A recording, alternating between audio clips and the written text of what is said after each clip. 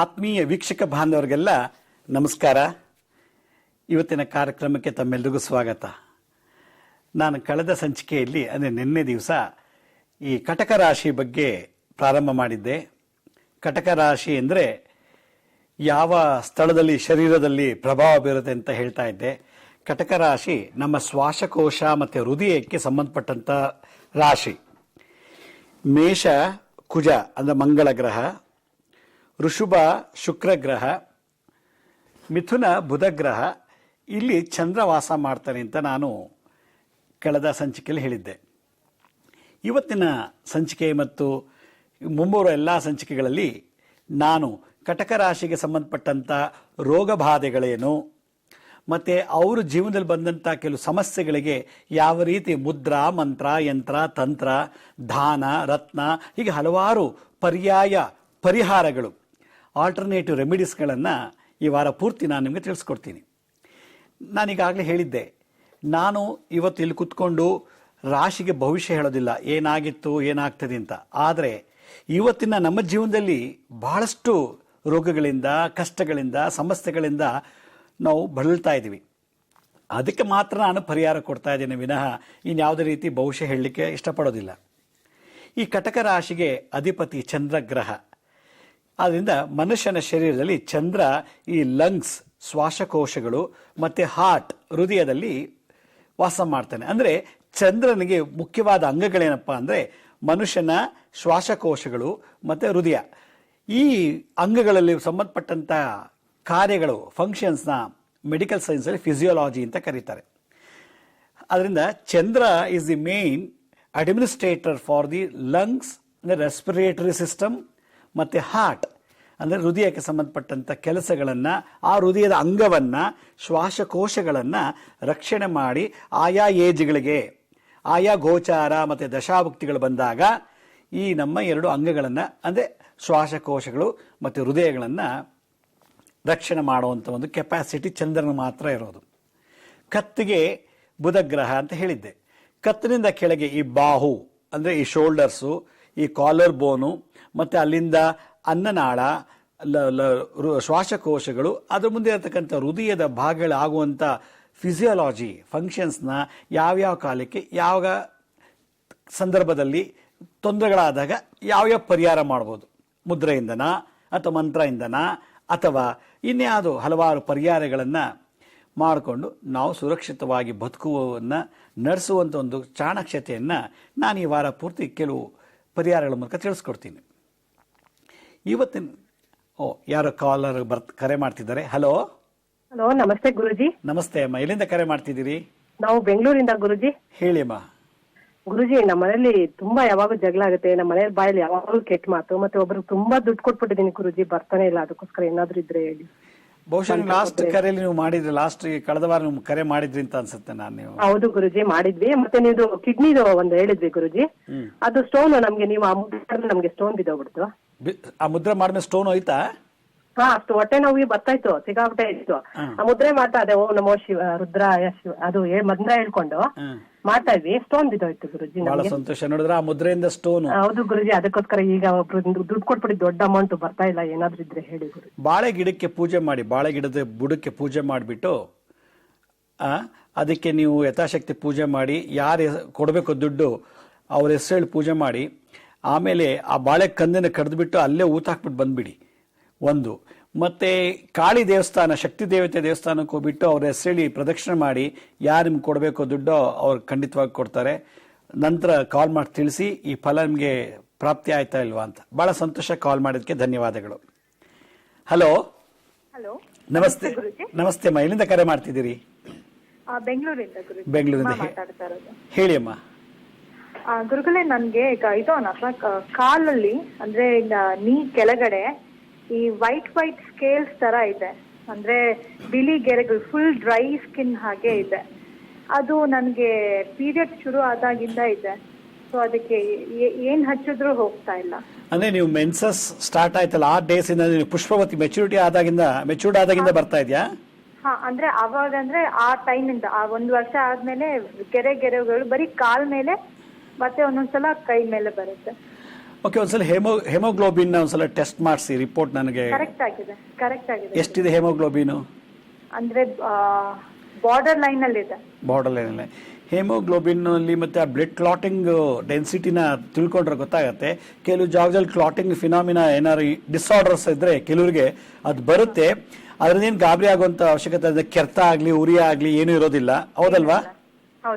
ಅದನ್ನೇನು ತೊಂದರೆ ಇಲ್ಲಮ್ಮ. ಒಂದು ಏಜು, ಒಂದು ಸಟನ್ ಏಜ್ ಅದು ಬಂದು ಹಾಗೆ ಹೊರಟೋಗುತ್ತೆ. ಅದಕ್ಕಿಂತ ಹೆಚ್ಚಾಗಿ ಬೇವಿನ ಎಲೆನ ಚೆನ್ನಾಗಿ ಕುಟ್ಬಿಟ್ಟು ಅದ್ರ ರಸ ತಗೊಳ್ಳಿ. ಆ ರಸ ತಗೊಂಡ್ಬಿಟ್ಟು ಫ್ರೆಶ್ ಆಗಿ ಆ ಜಾಗಕ್ಕೆಲ್ಲ ಹಚ್ಬಿಟ್ಟು ಅರ್ಧ ಗಂಟೆ ನೆನೆಸಿ ಸೂರ್ಯನ ಬೆಳಕಲ್ಲಿ, ಆ ಕಾಲಕ್ರಮೇಣ ಹೊರಟೋಗುತ್ತೆ. ಇಲ್ಲ ಅಂದ್ರೆ ಹುತ್ತಿಗೆ ಪ್ರದಕ್ಷಿಣೆ ಮಾಡಿ. ಬಹುಶಃ ಆತ ಏನೋ ನೀವು ಕ್ಯೂರ್ ಮಾಡ್ಕೊಳ್ಳಿಲ್ಲ ಆನ್ ಟೈಮಲ್ಲಿ ಅಂದಾಗ ವೆರಿಕೋಸ್ ವೇನ್ ಅಂತ ಒಂದು ಕಾಯಿಲೆ ಪ್ರಾರಂಭ ಆಗೋದು ಸಾಧ್ಯತೆ ಉಂಟು. ಅದರಿಂದ ನೀವು ಈಗಲೇ ಅದು ಚಿಕ್ಕದಲ್ಲಿದ್ದಾಗಲೇ ಅದನ್ನು ನೀವು ನಿವಾರಣೆ ಮಾಡ್ಕೊಳ್ಳೋದು ಒಳ್ಳೆಯದು. ಬೇವಿನ ಎಲೆ ರಸನ ಹಚ್ಬಿಟ್ಟು ಒಂದು ಅರ್ಧ ಗಂಟೆ ಸೂರ್ಯ ಬೆಳಕಲ್ಲಿ ಕೂತ್ಕೊಂಡ್ರೆ 2-3 ದಿನದಲ್ಲಿ ಅದು ಹೊರಟೋಗುತ್ತೆ. ಭಾಳ ಸಂತೋಷಕರ ಮಾಡೋದಕ್ಕೆ ಧನ್ಯವಾದ. ಹಲೋ ಹಲೋ ಹಲೋ ಹಲೋ ಹೇಳಿ ಅಮ್ಮ, ಎಲ್ಲಿಂದ ಕರೆ ಮಾಡ್ತೀರಿ? ನನ್ನ ಹೆಸರು ಸುಮಾ ಅಂತ, ಆರೋಹಳ್ಳಿಯಿಂದ. ಆರೋಹಳ್ಳಿಯಿಂದ ಹೇಳಿ ಅಮ್ಮ. ಸರ್, ನಮ್ಮ ಯಜಮಾನ್ರಿಗೆ ಯಾವಾಗ್ಲೂ ಹುಷಾರಿರಲ್ಲ, ಮೈ ನೋವು ಕೈ ನೋವು ಅಂತ ಹೇಳ್ತಾ ಇರ್ತಾರೆ. ಮೊನ್ನೆ ನಿಮ್ಮ ಅಗ್ನಿಹೋತ್ರಿ ದೀಕ್ಷೆಗೆ ಬಂದಿದೆ ಗುರುಜಿ. ನೋಡಿಮ್ಮ, ಮೊಸರಿಗೆ ಅಲ್ಲ, ಒಳ್ಳೆ ಮನೇಲಿ ಹಾಕಿರೋ ಮೊಸರನ್ನ ತೆಗ್ಬಿಟ್ಟು ಮಜ್ಜಿಗೆ ಮಾಡ್ಕೊಳ್ಳಿ. ಮಜ್ಜಿಗೆ ಮಾಡ್ಬಿಟ್ಟು ನೀವು ಹೆಂಗೋ ಅಗ್ನಿಹೋತ್ರಿ ಕಾರ್ಯಕ್ರಮಕ್ಕೆ ಬಂದಿದ್ರಲ್ವಾ, ಅಗ್ನಿಹೋತ್ರಿ ಭಸ್ಮನ ಚೆನ್ನಾಗಿ ಜಲಡಿ ಆಡ್ಬಿಟ್ಟು ಪ್ಯೂರ್ ಎಲ್ಲ ಅದೆಲ್ಲ ಶೋಧಿಸಿದ್ಮೇಲೆ ಅದ್ರಲ್ಲೊಂದು ಅರ್ಧ ಚಮಚ ಅಥವಾ 1/4 ಚಮಚನ ನೀರ್ ಮಜ್ಜಿಗೆಗೆ ಹಾಕ್ಬಿಟ್ಟು ಸ್ವಲ್ಪ ಶುಂಠಿ ಮಿಕ್ಸ್ ಮಾಡಿಬಿಟ್ಟು ಕೊಡಿ. ಕಂಪ್ಲೀಟ್ ಆಗಿ ಕ್ಯೂರ್ ಆಗುತ್ತೆ. ಮತ್ತೆ ನಿದ್ದೆ ಮಾಡ್ಬೇಕು ಚೆನ್ನಾಗಿ. ನಿದ್ದೆ ಮಾಡಲಿಲ್ಲ ಅಂದ್ರೆ ಆ ಥರ ಸಿಂಪ್ಟಮ್ಸ್ ಕೆಲವು ಬರುತ್ತೆ. ಇಲ್ಲ ಡಯಾಬಿಟಿಕ್ ಇದ್ರೆ ಈ ಥರದ್ದು ಬರುತ್ತೆ. ಡಯಾಬಿಟಿಕ್ ಇನ್ನೇನು ಪ್ರಾರಂಭ ಆಗ್ತಿದ್ದ ಸಿಂಪ್ಟಮ್ಸ್ಗೂ ಈ ಥರ ಸಿಂಪ್ಟಮ್ಸ್ ಬರುತ್ತೆ. ಅದರಿಂದ ನೀರ್ ಮಜ್ಜಿಗೆಗೆ ಅಗ್ನಿಹೋತ್ರಿ ಭಸ್ಮನ ಸ್ವಲ್ಪ ಮಿಕ್ಸ್ ಮಾಡಿಬಿಟ್ಟು ಬೆಳಗ್ಗೆ ಮತ್ತೆ ರಾತ್ರಿ ಕೊಡಿ, ಕಂಪ್ಲೀಟಾಗಿ ಕ್ಯೂರ್ ಆಗುತ್ತೆ. ಬಹಳ ಸಂತೋಷ ಕಾಲ್ ಮಾಡಿದ್ದಕ್ಕೆ, ಧನ್ಯವಾದಗಳು.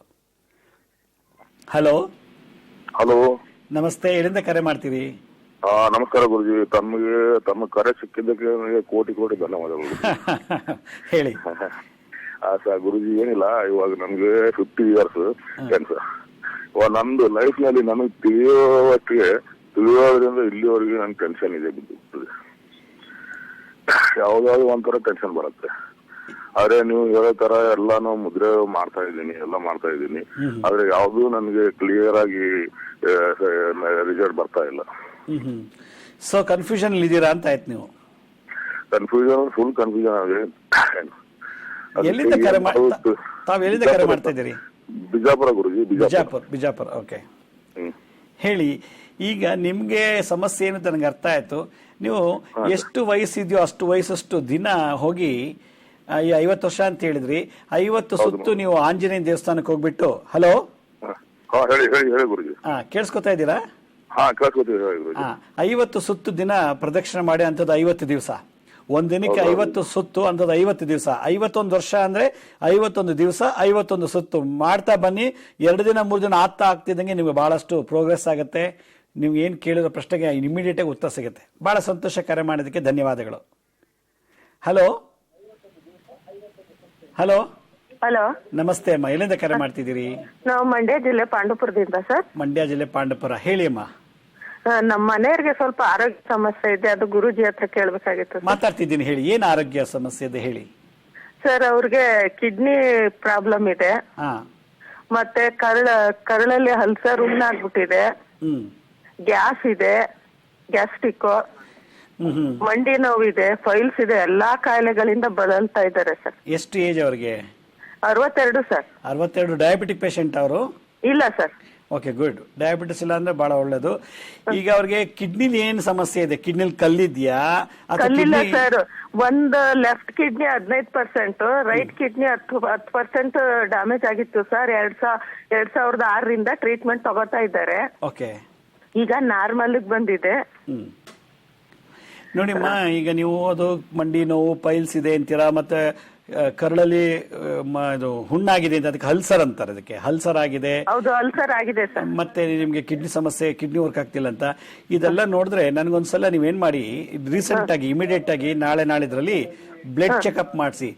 ಬನ್ ಅಂತ ಒಂದು ಟೆಸ್ಟ್ ಮಾಡ್ತಾರೆ. ಬನ್ ಅಂದ್ರೆ ಬ್ಲಡ್ ಯೂರಿನ್ ನೈಟ್ರೋಜನ್ ಅಂತ. ನೈಟ್ರೋಜನ್ ಎಷ್ಟು ಪರ್ಸೆಂಟೇಜ್ ಎಷ್ಟಿದೆ ಅಂತ ಎಷ್ಟು ಮಿನಿಮಮ್ ಎಷ್ಟು ಡೆಸಿಲೀಟರ್ ಇದೆ ಇವತ್ತಿನ ದಿವಸ ಅವರು ಟೆಸ್ಟ್ ಮಾಡಿಸುವಾಗ, ಮತ್ತೆ ಕ್ರಿಯಾಟಿನ್ ಎಷ್ಟಿದೆ ಅಂತ. ಇವೆರಡು ವೇಸ್ಟ್ ಪ್ರಾಡಕ್ಟ್ ಆಫ್ ದಿ ಕಿಡ್ನಿಯಿಂದ ಬರೋ ಒಂದು ವೇಸ್ಟ್ ಪದಾರ್ಥಗಳು. ನೈಟ್ರೋಜನ್ನು ಮತ್ತೆ ಕ್ರಿಯಾಟಿನ್ ಮತ್ತೆ ಪೊಟ್ಯಾಷಿಯಂ, ಈ 3% ಎಷ್ಟಿದೆ ಅಂತ ನನಗೊಂದು ಜೆರಾಕ್ಸ್ ಮಾಡಿ ಕಳಿಸಿದ್ರೆ ನಾನು ನಿಮಗೆ ರಿಪ್ಲೈ ಮಾಡ್ತೀನಿ. ಶನಿವಾರ ದಿನ ಲೆಟ್ರ್ ಓದ್ತೀನಲ್ಲ, ಅವಾಗ ಓದಿ ತಿಳಿಸ್ತೀನಿ. ಮತ್ತೆ ಪೈಲ್ಸ್ ಯಾವ ಡಿಗ್ರಿ ಇದೆ, ಫಸ್ಟ್ ಡಿಗ್ರಿನ, ಸೆಕೆಂಡ್ ಡಿಗ್ರಿನ, ಥರ್ಡ್ ಡಿಗ್ರಿನ, ಯಾವ ಡಿಗ್ರಿ ಇದೆ ಅಂತ ನನಗೆ ಗೊತ್ತಿಲ್ಲ. ಮತ್ತೆ ಪೈಲ್ಸ್ ಅಲ್ಲಿ ಹಲವಾರು ಪೈಲ್ಸ್ ಇದೆ. ಹೆಮಿರಾಯ್ಡ್ಸ್ ಈಚೆ ಬರುತ್ತಾ, ಬ್ಲಡ್ ಬರುತ್ತಾ ಟಾಯ್ಲೆಟ್ಗೆ ಹೋಗುವಾಗ, ಈ ಸಿಂಪ್ಟಮ್ಸ್ ಎಲ್ಲ ಬರೀರಿ. ಮಂಡಿ ನೋವು ಬಂದಿರೋದು ಬಹುಶಃ ನೀವು ತಗೊಂಡಿರೋ ಔಷಧಿಯಿಂದ ಅಡ್ವರ್ಸ್ ಎಫೆಕ್ಟ್ ಆಗಿದೆ, ಸೈಡ್ ಎಫೆಕ್ಟ್ ಇಂದ ಬಂದಿದೆ. ಅಲ್ಸರ್ಗೆ ನೀವು ಅಗ್ನಿಹೋತ್ರಿ ಭಸ್ಮ ಇದೆ ನೋಡಿ, ಅಗ್ನಿಹೋತ್ರಿ ಮಾಡ್ತಾರಲ್ಲ ಅವ್ರ ಹತ್ರ ಹೋಗ್ಬಿಟ್ಟು, ಕರ್ಪೂರ ಹಾಕ್ತೆ ಅಗ್ನಿಹೋತ್ರಿ ಮಾಡ್ತಾರಲ್ಲ ಅವ್ರ ಹತ್ರ ಹೋಗ್ಬಿಟ್ಟು ಆ ಭಸ್ಮ ತಗೊಂಡ್ಬಿಟ್ಟು ಜಲಡಿ ಆಡ್ಬಿಟ್ಟು ಆ ಅಗ್ನಿಹೋತ್ರ ಭಸ್ಮವನ್ನ, ಡಯಾಬಿಟಿಸ್ ಇಲ್ಲ ಆದ್ರಿಂದ ಅವ್ರಿಗೆ ಆ ಭಸ್ಮನ, ಅಗ್ನಿಹೋತ್ರ ಭಸ್ಮ ಜೇನುತುಪ್ಪದಲ್ಲಿ ಹಾಕಿ ಕಲಿಸ್ತೀನಿ. ಇಲ್ಲ ಡಯಾಬಿಟಿಕ್ ಏನಾದ್ರು ಸಿಂಪ್ಟಮ್ ಇದೆ, ಪ್ರೀ ಡಯಾಬಿಟಿಕ್ ಅಂತ ಏನಾದ್ರು ಇದ್ರೆ, ಗೋಮೂತ್ರ, ಹಾಲು, ಮೊಸರು, ತುಪ್ಪ, ಗೋಮೂತ್ರ ಒಂದು 30 ml ಗೋಮೂತ್ರಕ್ಕೆ 30 ml ಹಾಲು, 30 ml ಮೊಸರು, 30 ml ತುಪ್ಪ ಹಾಕ್ಬಿಟ್ಟು ಅದ್ರ ಜೊತೆಗೆ ಅಗ್ನಿಹೋತ್ರಿ ಭಸ್ಮನ ಮಿಕ್ಸ್ ಮಾಡ್ಬಿಟ್ಟು ದಿನ ಬೆಳಗ್ಗೆ ಹೊತ್ತು ಖಾಲಿ ಹೊಟ್ಟೆಲಿ ತಗೊಂಡ್ಬಿಟ್ರೆ 1 ವಾರದಲ್ಲಿ ಎಲ್ಲ ಕ್ಯೂರ್ ಆಗುತ್ತೆ. ಅಲ್ಸರ್ ಹೋಗುತ್ತೆ, ಪೈಲ್ಸ್ ಕ್ಯೂರ್ ಆಗುತ್ತೆ, ಮತ್ತೆ ಕಿಡ್ನಿ ಚೆನ್ನಾಗಿ ವರ್ಕ್ ಮಾಡುತ್ತೆ. ಅದಕ್ಕೆ ಮುಂಚೆ ಕಿಡ್ನಿಲಿ ಕ್ರಿಯಾಟಿನ್ ಮತ್ತೆ ನೈಟ್ರೋಜನ್, ಪೊಟ್ಯಾಷಿಯಂ ಎಷ್ಟಿದೆ ಅನ್ನೋದು ನಾನು ನೋಡ್ಬೇಕಮ್ಮ. ಒಂದು ಲೆಟರ್ ಬರೆದು ಜೆರಾಕ್ಸ್ ಮಾಡಿ ಕಳಿಸಿ ಲ್ಯಾಬ್ರೇಟರಿ ರಿಪೋರ್ಟು. ಬಹಳ ಸಂತೋಷ, ಕರೆ ಮಾಡೋದಕ್ಕೆ ಧನ್ಯವಾದ. ಹೀಗೆ ಬಹಳಷ್ಟು ಜನ ಕರೆ ಮಾಡ್ತಿದ್ದಾರೆ. ಈಗ ಒಂದು ಸಣ್ಣ ವಿರಾಮ ತಗೊಳ್ಳೋಣ. ವಿರಾಮದ ನಂತರ ಮತ್ತೆ ಕರೆ ಸ್ವೀಕರಿಸೋಣ.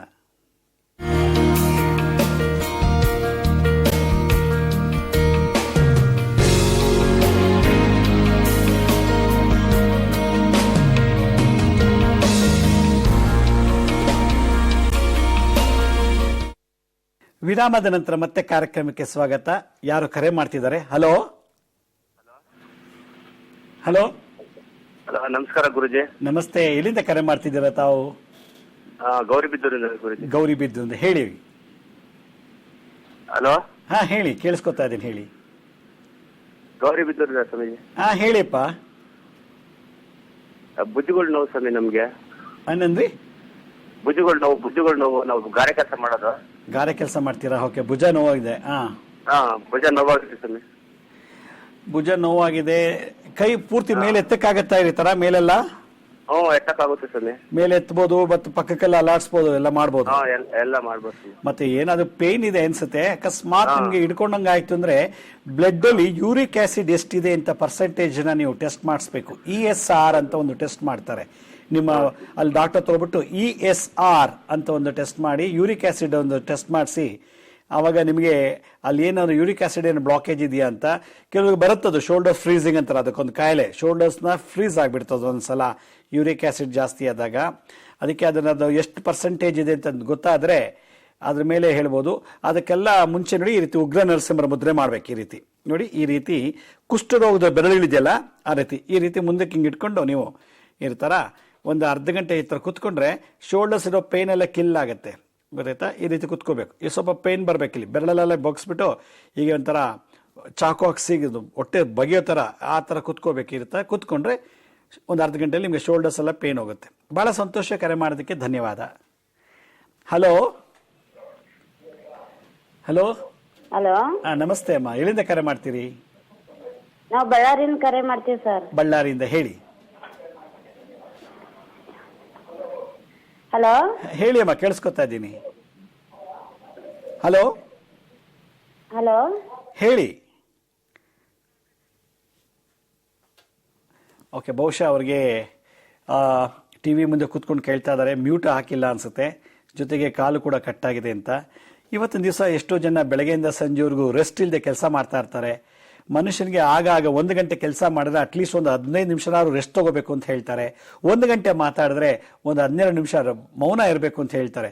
ಯಾವಾಗ ನಾವು ಮೌನ ಮತ್ತೆ ರೆಸ್ಟ್ ಬಿಟ್ಟು ಕೆಲಸ ಮಾಡ್ತೀವೋ ಆಗ ಶೋಲ್ಡರ್ಸ್ ಅಲ್ಲಿ ಪೇನು, ಮಂಡಿ ಪೇನ್ ಅಂತೆ, ಬೆನ್ನು ನೋವು ಒಂದು ಬರುತ್ತೆ, ಪಾದದಲ್ಲಿ ನೋವು ಬಂದ್ಬಿಡುತ್ತೆ, ಮೊಣಕಾಲು, ಹೀಗೆ ಮೀನಖಂಡಗಳಲ್ಲೆಲ್ಲ ಪೇನ್ ಜಾಸ್ತಿ ಬರುತ್ತೆ. ತುಂಬಾ ಹೊತ್ತು ನಿಂತ್ಕೊಂಡ್ರು ಕೂಡ ಇವತ್ತಿನ ದಿವಸ ಎಷ್ಟೋ ಜನಕ್ಕೆ ಯೂರಿಕ್ ಆಸಿಡ್ ಬ್ಲಾಕ್ ಆಗ್ತಿದೆ.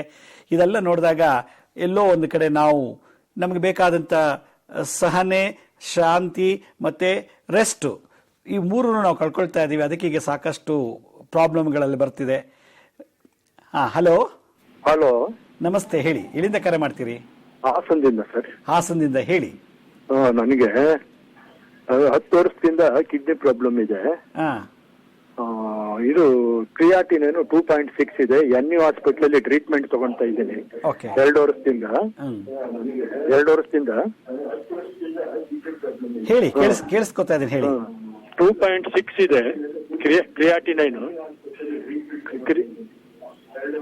ಹೇಳಿ ಕೇಳಿಸ್ಕೊತಾ ಇದ್ದೀನಿ ಹೇಳಿ. ಸ್ವಲ್ಪ ಟಿವಿ ವಾಲ್ಯೂಮ್ ನ ಮ್ಯೂಟ್ ಮಾಡ್ತೀರಾ? 2.6 ಇದೆ, ಇದು ಇಳಿತಾ ಇಲ್ಲ. ನಾನು ಡಯಟ್ ಮಾಡ್ತಾ ಇದ್ದೀನಿ ತುಂಬಾ. ಆದ್ರೂ 2.5 2.6 ಹೀಗೇನೆ ಹೋಗ್ತಾ ಇದೆ. ಈಗ ನಿಮ್ಮಲ್ಲಿ ನೈಟ್ರೋಜನ್ ಬನ್ ಅಂತ ಒಂದು ಟೆಸ್ಟ್ ಮಾಡ್ತಾರೆ. ಬನ್ ಮತ್ತೆ ಪೊಟ್ಯಾಷಿಯಂ ಎಷ್ಟು ಪರ್ಸೆಂಟೇಜ್ ಅಂತ ಏನೋ ಗೊತ್ತಾ? ನಾರ್ಮಲ್ ಇದೆ. ಸ್ಟ್ಯಾಂಡರ್ಡ್. ಓಕೆ, ಈ ಒಂದು ಕೆಲಸ ಮಾಡಿ. ನಾರ್ಮಲ್ ಇದೆ. ದಿನ ಬೆಳಗ್ಗೆ ಖಾಲಿ ಹೊಟ್ಟೆಲಿ ಎದ್ದ ತಕ್ಷಣ ಬಾಯಿ ಮುಕ್ಕಳಿಸ್ಬಿಟ್ಟು ಬಾಯಿ ತೊಳ್ಕೊಂಡು ಗೋಮೂತ್ರ ಅರ್ಕ ಅಂತ ಸಿಗುತ್ತೆ. ಗೋಮೂತ್ರ ಅರ್ಕ ಆಯುರ್ವೇದ ಮೆಡಿಕಲ್ ಸ್ಟೋರ್ನಲ್ಲಿ ಒಳ್ಳೆ ಕಂಪ್ನಿಯಿಂದ ಮ್ಯಾನುಫ್ಯಾಕ್ಚರ್ ಮಾಡಿ ತಗೊಂಡು ಅದನ್ನ 30 ml ಗೋಮೂತ್ರನ ಒಂದು ಗ್ಲಾಸ್ ನೀರಿಗೆ ಹಾಕ್ಬಿಟ್ಟು ಬೆಳಗ್ಗೆ ಎದ್ದ ತಕ್ಷಣ ಕುಡೀರಿ. ಆ ಕ್ರಿಯಾಟಿನ ಬ್ಯಾಲೆನ್ಸ್ ಮಾಡುತ್ತೆ, ನೈಟ್ರೋಜನ್ ಬ್ಯಾಲೆನ್ಸ್ ಮಾಡುತ್ತೆ, ಮತ್ತೆ ಈ ಪೊಟ್ಯಾಷಿಯಂನು. ಇದು ಮಾಡಿದ್ರೆ ನಿಮಗೆ ಕಿಡ್ನಿ ಬಹಳ ಆಕ್ಟಿವ್ ವರ್ಕ್ ಮಾಡುತ್ತೆ. ಇದು ಒಂದು. ಎರಡನೇದು ನೋಡಿ, ಈ ಮುದ್ರೆ ಮಾಡ್ತಾ ಇರ್ಬೇಕು ನೋಡಿ, ಈ ರೀತಿ ಸಂದಂಶದಿಂದ ಮುದ್ರೆ. ಇದಕ್ಕೆ ಸಂದಂಶ ಅಂತಾರೆ. ಹೆಬ್ಬೆಟ್ಟನ್ನ ಟಚ್ ಮಾಡಿ ಶುಕ್ರ ಹಿಂಗೆ ಮಾಡ್ಬಿಟ್ಟು ಹಿಂಗೆ ಮಾಡ್ತಾ ಇದ್ರೆ ರೈಟ್ ಮತ್ತೆ ಲೆಫ್ಟ್ ಕಿಡ್ನಿ 100 ಅಲ್ಲ 200 ವರ್ಷ ಬದುಕಿದ್ರು ಕೂಡ ಫಂಕ್ಷನ್ ಮಾಡುತ್ತೆ. ಅಷ್ಟು ಪವರ್ಫುಲ್. ಇದು ಮಾಡ್ತಾ ಇರಿ. ಇದು ನಿಮ್ಗೆ ನೋಡೋಕ್ಕಾಗಲಿಲ್ಲ ಅಂದರೆ ಈ ಎಪಿಸೋಡ್ನ ಯೂಟ್ಯೂಬಲ್ಲಿ ಅಪ್ಲೋಡ್ ಮಾಡ್ತಾರೆ ನಮ್ಮ ಟಿವಿ ಚಾನಲ್ನವರು.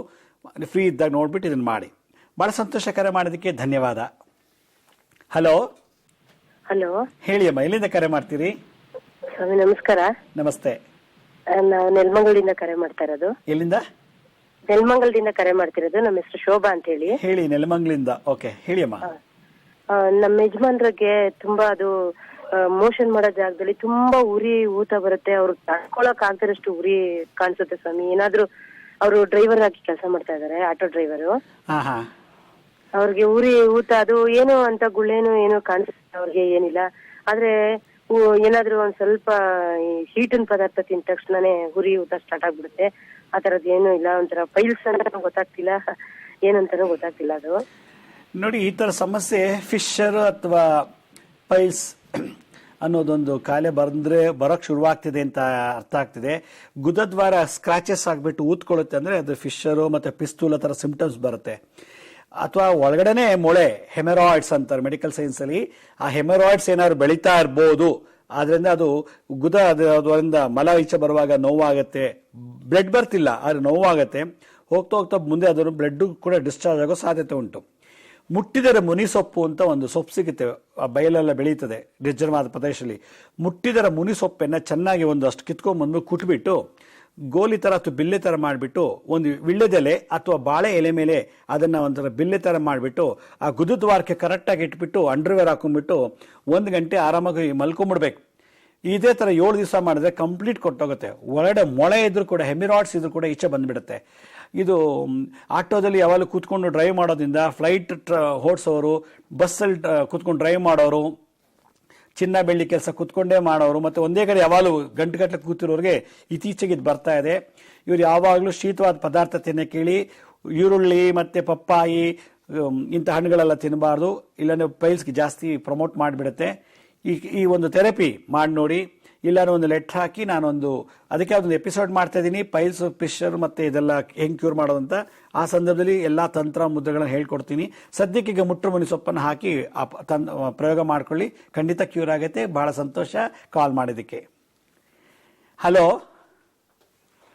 ಓಕೆ, ಹೀಗೆ ಜನರು ಇನ್ನು ಕರೆ ಮಾಡ್ತಿದ್ದಾರೆ. ಈಗ ಒಂದು ಸಣ್ಣ ವಿರಾಮ ತಗೊಳ್ಳೋಣ. ವಿರಾಮದ ಮತ್ತೆ ಕರೆಗಳನ್ನ ಸ್ವೀಕರಿಸೋಣ.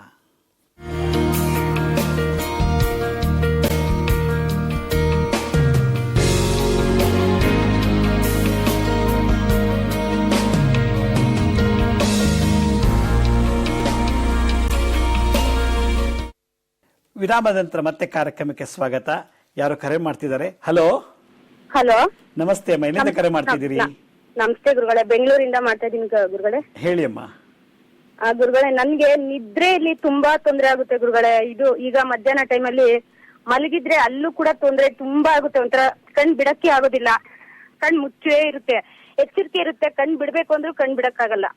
ಆಗ ಅದೇ ತರ ಮತ್ತೆ ಸತ್ತೋರ್ ಜಾಸ್ತಿ ಕನ್ಸಲ್ ಬರೋದು, ಮತ್ತೆ ಒಂದ್ ಸರಿ ಕೈ ಕಾಲು ನೋವ್ತಾ ಇರೋದು, ಇಡೀ ದೇಹನೇ ಎಲ್ಲ ನೋವ್ತಾನೆ ಇರುತ್ತೆ ಗುರುಗಳೇ.